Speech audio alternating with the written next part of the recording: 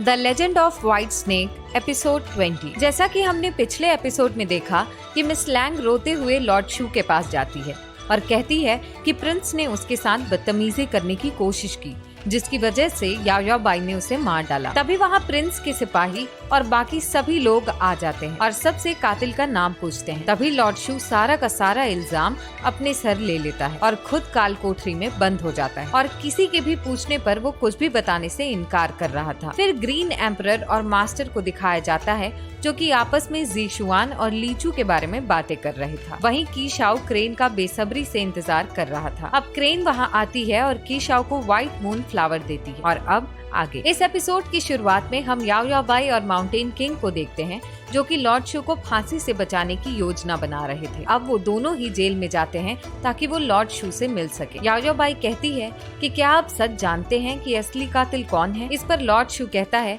कि मेरे मास्टर का मुझ पर बहुत एहसान है, अब वो चुकाने का वक्त आ गया है। इस पर याओ याओ बाई रोते हुए कहती है कि तुम्हें नहीं लगता कि ऐसा करके तुम मेरे साथ गलत कर रहे हो? क्या तुम्हें नहीं लगता कि हम इसे अभी बदल सकते हैं? और अगर आप चाहते हैं कि मैं कानून का पालन करूं, तो ठीक है, मैं ये करने के लिए तैयार हूं। मैं आपकी बेगुनाही की गुहार लगाऊंगी अदालत में और ऐसा करने से मुझे कोई नहीं रोक सकता। इस पर लॉर्ड शू कहता है कि मिस लैंग को बचाना मेरा कर्तव्य है और मैं ऐसा करूंगा और यही मेरा अंतिम निर्णय है। इस पर याओ याओ बाई कहती है कि ये मिस लैंग का अपराध है, आप इसे क्यों छुपाना चाहते हैं? उसे इसकी कीमत खुद चुकानी चाहिए। के बाद मेडिकल सेंटर के पास लॉर्ड शू बेहोश पड़ा था और वहाँ कांस्टेबल ली और उसके साथ जज दोनों मौजूद थे। आज ही के दिन उसे फांसी दी जानी थी। कांस्टेबल ली कहता है कि कानून के अनुसार आज हम लॉर्ड शू को फांसी नहीं दे सकते, आपको फांसी की डेट आगे करनी होगी। वहीं दूसरी तरफ हम कीशाओ और याओ याओ बाई को देखते हैं जो कि मेडिकल सेंटर के बाहर खड़े होकर बातें कर रहे थे। कीशाओ कहता है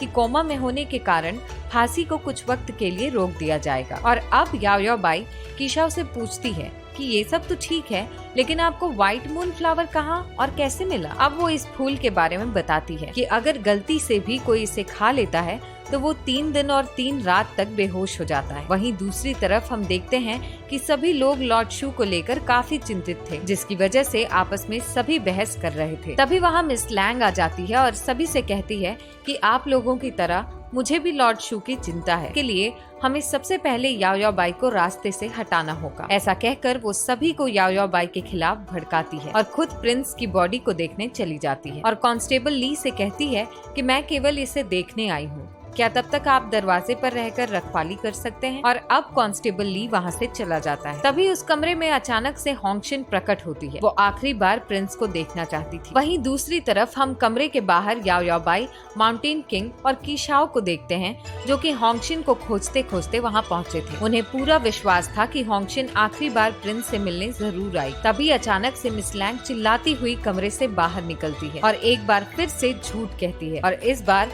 होंगशिन पर सारा इल्जाम लगा देती है। वो कहती है कि प्रिंस की हत्या होंगशिन ने की है और अब वो प्रिंस की बॉडी को भी ले गई। अब सभी लोग होंगशिन के पीछे उसे पकड़ने के लिए चले जाते हैं, पर याओ याओ बाई और माउंटेन किंग दोनों मिलकर उन सभी को रोकने की कोशिश करते हैं। होंगशिन याओ याओ बाई को अपने पास आने से रोकती है। वो कहती है कि मेरे पास मत आओ क्योंकि मेरे शरीर में जहर फैल गया है जिसका असर तुम पर भी हो सकता है। जैसा कि हमने देखा था कि मिस लैंग कमरे में जाते ही आसपास और प्रिंस के शरीर पर जहर को फैला देती है। तभी अचानक से एक तीर आकर याओ याओ बाई को लगने ही वाला था, पर कीशाओ ने याओ याओ बाई को बचा लिया। ये तीर किसी और का नहीं बल्कि डुआन यांग स्कूल का था और अब होंगशिन खुद को और प्रिंस को जला लेती है। अगले सीन में हम देखते हैं कि कांस्टेबल ली ये सारी बातें जाकर उस जज को बताता है और कहता है कि आखिरकार हमने सच्चाई का पता लगा ही लिया। वहीं दूसरी तरफ हम मिस लैंग को देखते हैं जो कि याओ याओ बाई से कहती है कि आपको तो मुझे धन्यवाद करना चाहिए, आखिरकार मैंने लॉर्ड शू को बचा जो लिया।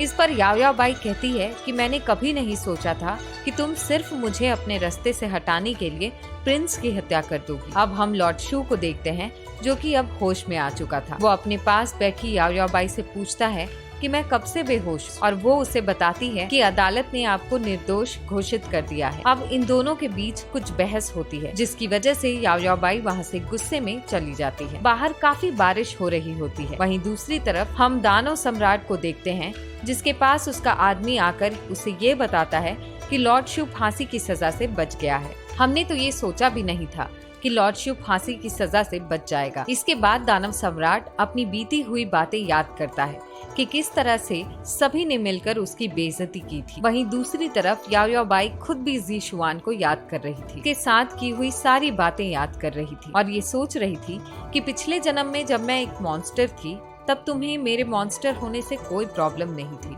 लेकिन अब जब तुम्हें ये पता चलेगा कि मैं एक मॉन्स्टर हूँ तो क्या तब भी तुम मुझे उतना ही प्यार करोगे। वो ये सारी बातें सोच रही होती है और इस तरह ये एपिसोड यहीं खत्म होता है।